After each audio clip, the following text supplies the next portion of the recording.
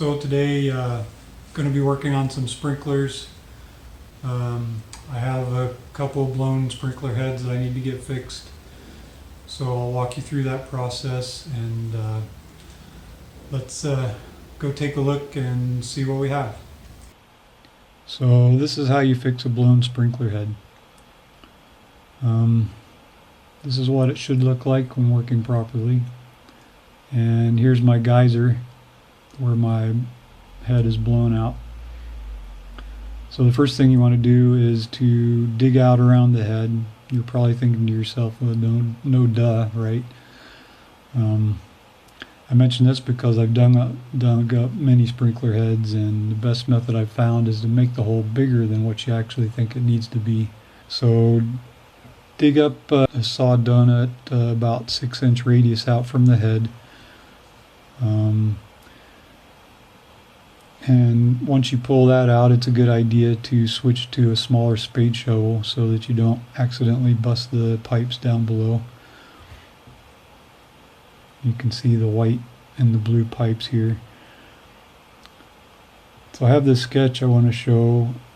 Hopefully this will help you understand what's happening down below. So the main water pipe you have is probably a white hard plastic PVC, and everywhere there's a head you'll have a T with an elbow. My system has an elbow, and then a flex pipe coming out of that, and then the sprinkler head from there on up to the ground level.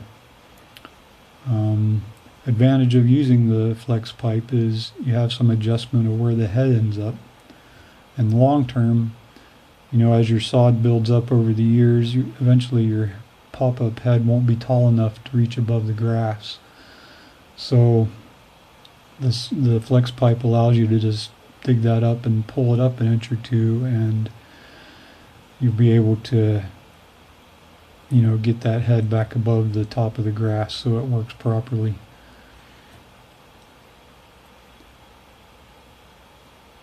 So you can get heads of different spray patterns and different distances. I prefer the adjustable heads, ones that go from 0 to 360 degrees. So just thread that new head on the elbow there.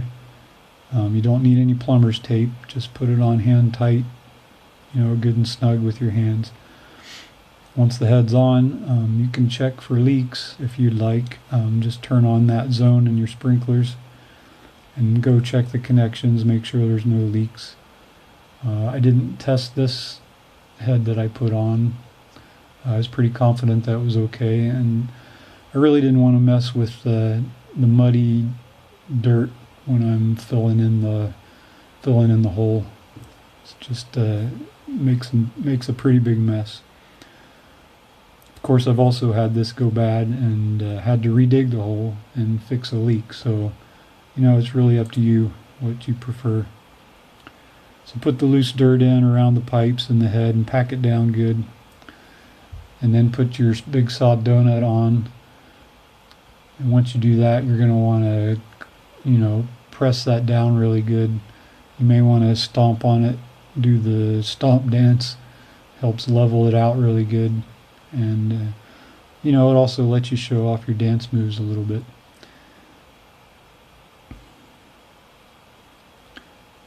And finally, here it is when it's done, and this is what good looks like. Hopefully you guys found this video helpful for one of your future projects.